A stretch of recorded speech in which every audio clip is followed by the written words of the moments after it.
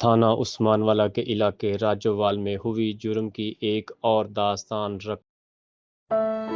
سی C D کا ڈر اور خوف بھی کام نہ کر سکا۔ کبوتر اور نکتی چوری کرنے والے مسلح ملزمان کے ہاتھوں خاتون کا قتل، کم سن اور معصوم 6 بھائیوں کی ہوئی دنیا ویران، گھر بھی لٹ گیا، ملزمان با اثر، متاثرین کا مقامی پولیس پر عدم اعتماد کا اظہار، متاثرہ فیملی کا کیس سی سی ڈی کے سپرد کرنے کا مطالبہ۔ السلام علیکم، میں ہوں آپ کا ہوسٹ عمران محمود۔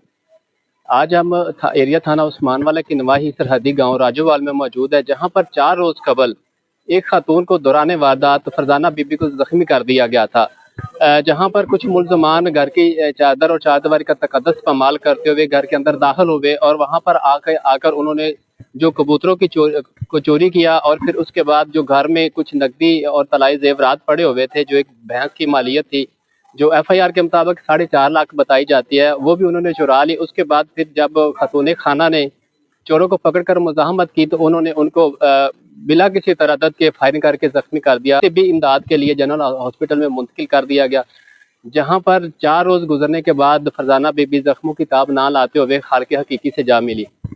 آج ہم اہل خانہ کے ساتھ راجوال میں موجود ہیں، مزید ہم ان کے درد میں شامل ہوں گے، ان سے پوچھیں گے کہ یہ واقعہ کس طرح رونما ہوا اور وہ اپنا پیغام سی ایم صاحبہ کو کس طرح پہنچانا چاہیں گے۔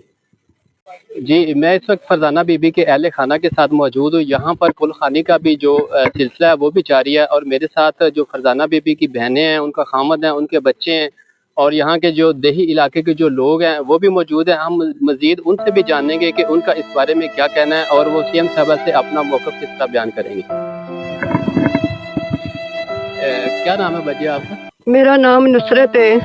میں فرزانہ بی بی دی چھوٹی بہن ہاں، میرے تو چھوٹی سی ہو، اندے 6 بچے نے، بچے بھی بالکل چھوٹے نے، تے سانو مریم نواز صاحبہ نصاب چاہیے۔ میرے بہن بہت وڈی زیادتی کیتی ہے۔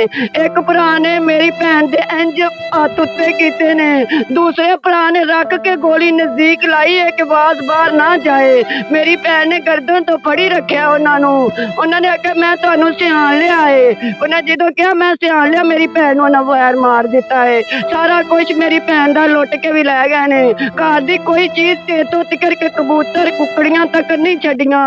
میرا پنویا سیدھا جہا، میرے پنویا نو پتہ نہیں پاگل ہو گیا میرا پنویا میری بہن ٹرن دے وچ۔ اے دیکھو بھائی، چھوٹے چھوٹے بچے، مریم نواز صاحبہ تینوں تیری ماں دا واسطہ ہی، تیری ماں کلثوم دا واسطہ ہی، سانو اللہ دے واسطے نصاب دے دے، اسی نصاب مانگنے ہیں تیرے کولوں، تو بی بی ہے نصاب دینی ہے، انہاں نو سرے عام تیرے اگے ہاتھ جوڑنی ہے، سرے عام پیر مارے جان، انہاں نو سرے عام چونک دے وچ گولیاں ماریاں جان، جس طرح میری بہن نو ماریا نے۔ میری بہن دے پیسے بھی لٹ کے لے گیا 4.5 لاکھ۔ اچھا، آپ مجھے بتائیں کہ جو چور آئے تھے گھر میں، انہوں نے صرف کبوتر چوری کیے تھے یا کوئی اور بھی نقدی رقم تھی، کوئی زیور تھے، کوئی اور بھی چیزیں تھیں؟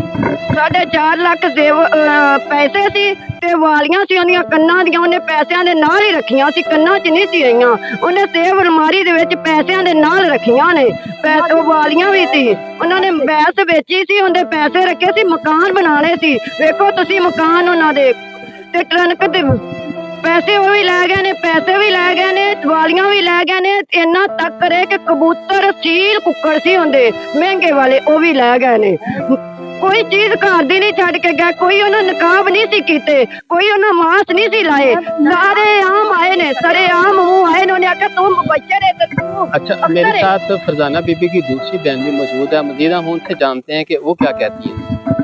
اچھا، آپ مجھے بتائیے گا کہ جب فرزانہ بی بی کو فائر لگے ہیں تو پھر ریسکیو کی گاڑی آئی تھی یا آپ لوگوں نے اپنی مدد آپ کے تحت ہم نے جلدی سے کری تھی، رستے میں ریسکیو کی گاڑی آ گئی تھی تو پھر اس میں ڈال کے لے 1122 والے آئے تو پھر اس میں ڈال کے لے کے گئے، پہلے ادھر ہاسپٹل میں لے گیا بلے شاہ پہ، پھر انہوں نے کہا کہ ادھر جنرل ہاسپٹل میں لے گئے تھے۔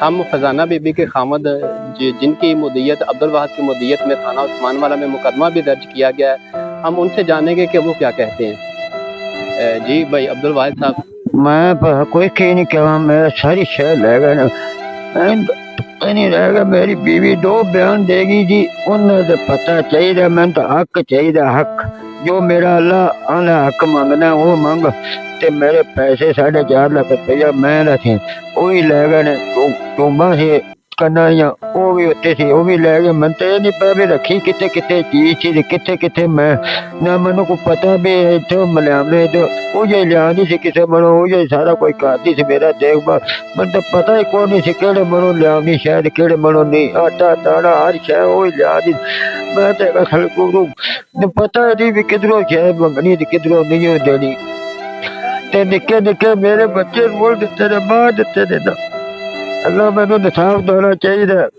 جہی بندے دے کول جائے مینوں انصاف دینا چاہیے میرے میں چاہنا بھی جہاں بندے کول جائے مینوں انصاف دینا چاہیے اللہ تو مینوں نہیں گل آ رہا گا فرزانہ بی بی کے خامد عبد الواحد کی بات آپ نے سنی ان کا یہی کہنا ہے کہ چوروں نے گھر میں گھس کر نہ صرف مال و متاع لوٹا بلکہ ان کی خاتون خانہ کو فائرنگ کر کے زخمی کر دیا جو زخموں کی تاب نہ لاتے ہوئے 4 روز بعد ہسپتال میں اپنے خالق حقیقی سے جا ملی اور فرزانہ بی بی کے 6 بیٹے ہیں جو بالکل کم سن عمر کے ہیں ایک کی عمر تقریباً 5 سال ہے 6 سال ہے 8 سال ہے اور 10 سال ہے مزید ہم ان بچوں سے بھی جانیں گے کہ وہ اپنی والدہ کی جدائی میں کس طرح غمگین ہے امی میری چاہیے امی میری چاہیے امی میری چاہیے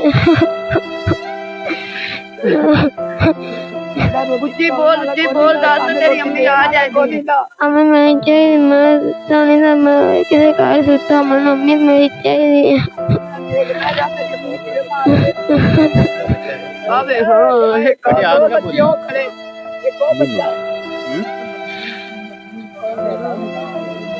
اچھی بول دس اپنی امی دا تیری امی نو کی کیتا نے کچھ نہیں آدھے تو دس کی کیتا تیری امی نو یہ چھوٹے چھوٹے معصوم بچے ہیں جن کی عمر ابھی 6 8 اور 10 سال کے درمیان ہے وہ اس قدر غمگین ہیں اور سہمے ہوئے ہیں کہ وہ بات کرنے سے بھی ہچکچاہٹ محسوس کرتے ہیں جن کی دنیا ابھی آباد ہونی تھی ان کی دنیا آباد ہونے سے پہلے میرے پاس الفاظ نہیں ہے کہ میں بچوں کے غم کا مداوع کر سکوں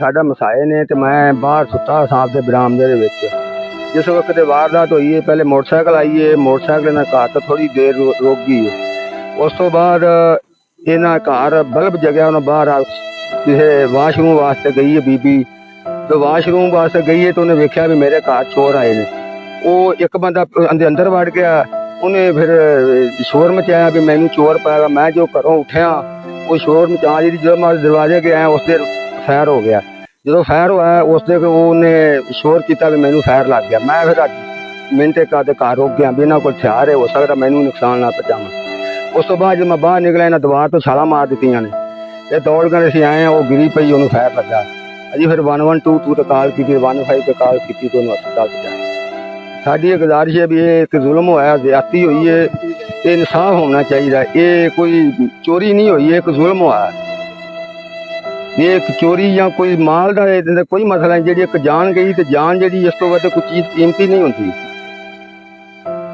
یہ جڑا ظلم ہے ظلم کا جڑا ہے نا سانو انصاف چاہیے بہت ہی بھلا مان سے غریب محنتی انسان ان کو میری نا مریم نواز اور ڈی پی او پنجاب اور آئی جی سے ایک کوئی ریکویسٹ ہے ان کو انصاف دیا جائے لیکن مجھے پتہ ہے بہت اچھا ڈی پی او لگا اس قصور میں آن کے نا بہت اچھے انصاف دے رہا ہے لوگوں کو بہت انصاف مل رہا ہے لیکن میری اپیل ان سے آپ میرے ماموں جان کو بھی انصاف دیا جائے لیکن اس کو یہ نہیں پتہ ہے ابھی میں نے جانا کدھر ہے کرنا کیا ہے اس کو ایک چیز کا نہیں پتہ ہے قانون کا نہیں پتہ ہے جان کا نہیں پتہ ہے لیکن اس کو یہ بھی نہیں پتہ ہے لیکن میں اپیل کرتا ہوں مریم نواز سے اور ڈی پی او سے اس کو انصاف دیا جائے اور ملک احمد صاحب کو اپیل کرتا ہوں سر آپ بھی انصاف دیں آپ کو ہم نے ووٹ دیے اس علاقے میں آپ کو ایم پی اے بنایا ہے ملک رشید صاحب سے میں اپیل کرتا ہوں سر آپ کو اس کس سے ووٹ ملے ہیں ہم نے خود دیے ہیں ووٹ آپ کو لیکن انصاف دیا جائے علاقہ بہت غریب ہے لوگوں کا محنتی مزدوری کرنے والے ہیں سر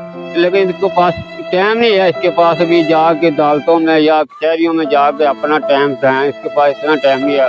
बच्चों को पालेगा या उधर जाएगा, इसको नहीं पता है सर। मैं आप सब से अपील करता हूँ, लेकिन इसको इंसाफ दिया जाए। इंशाल्लाह इंसाफ ज़रूर मिलेगा, तो देंगे इंशाल्लाह इंसाफ इसको। Thank you sir. मामा जी अस्सलाम वालेकुम। बस अम्मा जी फरजाना बेबी ਤੁਹਾਡੀ ਕੀ ਲੱਗਦੀ ਸੀ? ਮੇਰੀ ਨੂੰਹ ਅੱਛਾ, ਹਾਂ ਤੇ ਤੁਸੀਂ ਸੀਐਮ ਸਾਹਿਬਾ ਨੂੰ ਮਰੀਮ ਨਵਾਜ਼ ਸ਼ਰੀਫ ਸਾਹਿਬਾ ਨੂੰ ਕੀ ਕਹਿਣਾ ਚਾਹੋਗੇ? ਅਸੀਂ ਤਾਂ ਚਾਹਕਾਂ ਮੈਦਾਨੀਆਂ ਅੱਲਾ ਨਸਾਬ ਹੋ ਜਾਵੇ। ਮੇਰਾ ਕਾਸੇ ਜੋਗੀ ਨਹੀਂ ਰਹੇਗੀ। ਮੇਰੇ ਦਾ ਪੁੱਤਰ ਦਾ ਘਰ ਨੂੰ ਦਾ ਮੁਲਕ ਹੋ ਗਿਆ ਤੇ ਮੇਰਾ ਕੱਖ ਨਹੀਂ ਕਰ ਸਕਦੀ।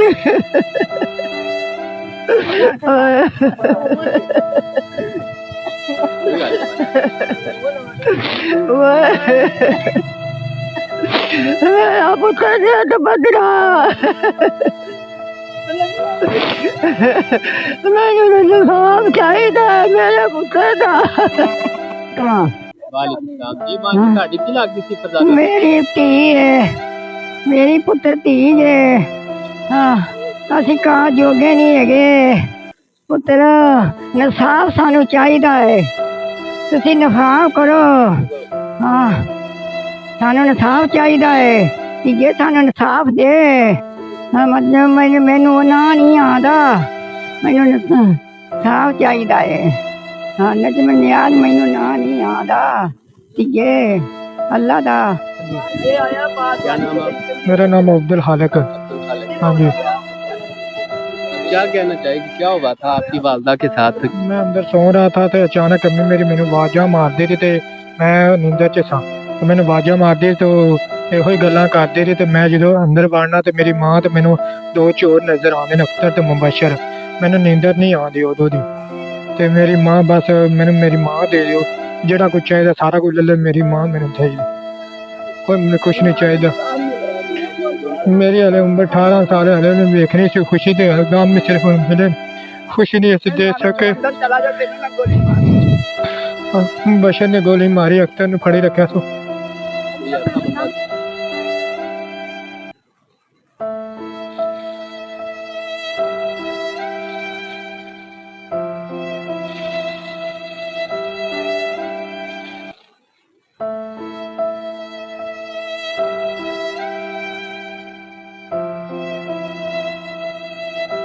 सर, मैं बड़े सीसीटीवी वाले अफसरान से मुतालबा करती हूँ कि वो मेरी फुफ्फो को इंसाफ दे। आपने जैसे वो सानिया राइमेंट वाले हादसे में उनके छोटे छोटे बच्चों को इंसाफ दिया था, ऐसे ही आप इस मासूम बच्चों को इंसाफ दे। इनका खाना बनाने वाला, कपड़े धोने वाला कोई नहीं है, ना कोई बहन है इनकी। तो प्लीज़ सर, आप बड़े अफसरान इनको इंसाफ दे। इसका बाप भी हमेशा से डकैत है और इसके बच्चे भी डकैतियाँ कर रहे हैं पूरे जो है राजोवाल 9 में और जो इधर अहले इलाका, इनसे आप जान ले। इनका रिकॉर्ड चेक करें, थाने में डकैतियाँ करते हैं। किसी को गांव में इसके बाप ने भी सुकून नहीं आने दिया और ना ही बेटों ने 2-3 साल से किसी गरीब को सुकून आने दिया है। सर, हम आपसे अपील करते हैं और मुझे उम्मीद है कि आप ज़रूर सीसीटीवी वाले बड़े अफसरान इस केस को देखें और गरीबों को इंसाफ दें। हम आपसे इंसाफ के मुंतज़र हैं और मुझे पूरा यकीन है कि आप इंशाल्लाह आप इन छोटे छोटे मासूम बच्चों को देंगे इंसाफ।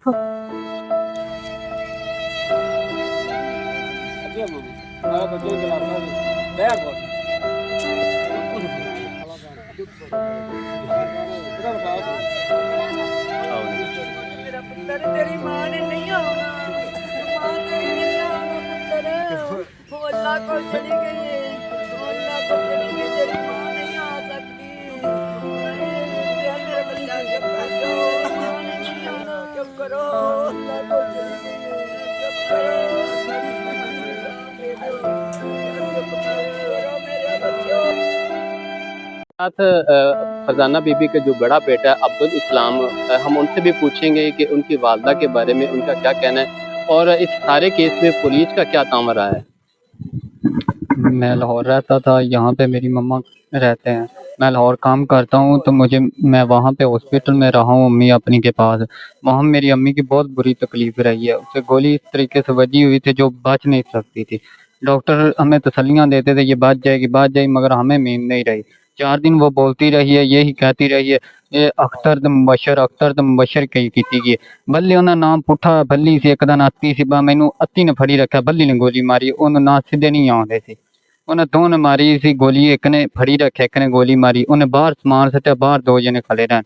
वो एंड तक मेरी माँ ये कहती रही ते जदों दी तकलीफ बड़ी हुंदी सी उन्हें दोवें भरा मेरे को वेख्या नहीं सी जांदा हुंदा। अच्छा, ये तकरीबन 4 रोज कबल पहले ये वकूआ हुआ है, तकरीबन आज 4-5 दिन हो गए हैं। पुलिस का क्या तामर है आपके साथ? तो पुलिस ने मुल्जमान को गिरफ्तार किया है? कोई मुल्जम अभी तक ऐसा हो जो FIR में नामजद और अभी तक पुलिस ने गिरफ्तार ना किया हो? फिलहाल तो पुलिस तामन पूरा कर रही है, अल्लाह करे आगे भी इस तरह करती रहे। मरियम नवाज से अपील है, हमें जल्द से जल्द इंसाफ चाहिए।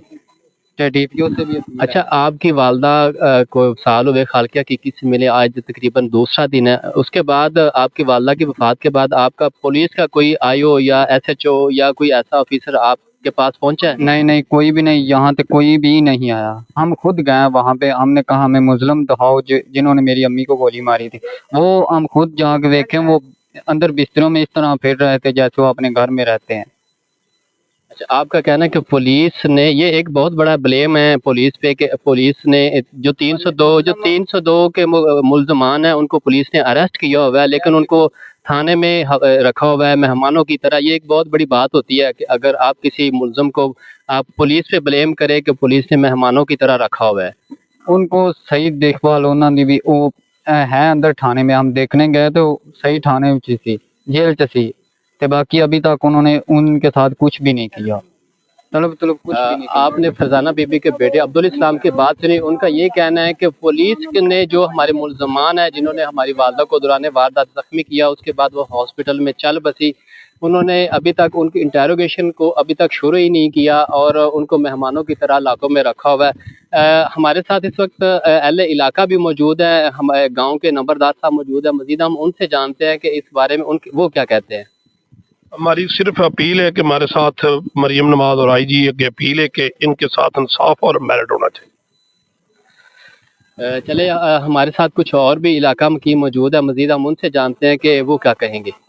अच्छा जी, भाई अब आई ये फरजाना बीबी के भाई भी हमारे साथ मौजूद है, हम इनके गम में बराबर के शरीक है। मजीद हम उनसे भी जानेंगे कि वो दुख की घड़ी में क्या कहना चाहते हैं। मरियम नवाज से उनकी क्या रिक्वेस्ट है, IG पंजाब से उनकी क्या रिक्वेस्ट है, DPO कसूरी खान सुखेरा साहब से वो क्या रिक्वेस्ट करना चाहेंगे। हमें तो जनाब बीबी मरियम साडी भैन है, सानू इंसाफ चाहिए। असीं उहदे वोटर हाँ, बहुत वोटर हाँ, अच्छे वोटर हाँ। मलिक अहमद साहब साडे हलके दे इत्थों दे MPA ने, असीं उन्हां कोल भी गए हाँ, उन्हां नूं रिक्वेस्ट कीती है कि मेरी भैन नूं इंसाफ दिओ। जिस तरह उन्हां इंसाफ, जिवें उन्हां गोली उन्हां नूं मारी है उवें इन्हां नूं मारी है, जिवें उहदी एंबुलेंस इत्थे राजोवाल चाहिए उवें उहदी उन्हां दी आवे, कहा कि किसी और धी भैन मेरी पिंड दी धी भैन नाल किसी ज्यादती ना होवे, क्योंकि अज इन्हां चोरां नाल इह रहत कीती गई ते कल नूं किसी होर मेरी भैन किसी धी नाल ज्यादती होवेगी। जे अज उहनूं ठल्ला पै गया ते कल नूं किसी होर धी भैन नाल ज्यादती नहीं होवेगी। मेरी ये रिक्वेस्ट है बार बार DPO से भी और मरियम साहबा से भी रिक्वेस्ट है, मेहरबानी करते हाथ बांध के कहने इन्हां बच्चों नूं इंसाफ दवाया जाए।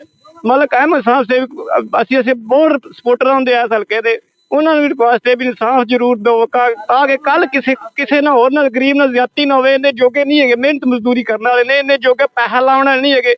ये थाने च पैसा कचहरियां ना वेखियां ही नहीं दियां, ना अज तक इन्हां दा पर्चा ना थाने गया ना कचहरियां वेखियां। इन्हां नाल इंसाफ किया जाए, पूरा इंसाफ किया। सारा गाँव रो रहा उनके गम च, पूरे हल्के वाले इधर रो रहे उनके गम च, उन्हें इंसाफ मिले, पूरा इंसाफ मिले ताकि किसी गरीब नाल ज्यादती ना होवे, मौके ते मिले। एक थाने कचहरियां थाने चक्कर लाने वाले नहीं है लोग, ये गरीब लोग ने मेहनत मजदूरी कर उत्थे जान दे मगर बच्चे भुखे रह जाएंगे। महंगाई का दौर है, बड़ी मेहरबानी है कि इन्होंने इंसाफ दिता जाए। मैं उन्होंने छोटा भाई हाँ, बहुत मेहरबानी जनाब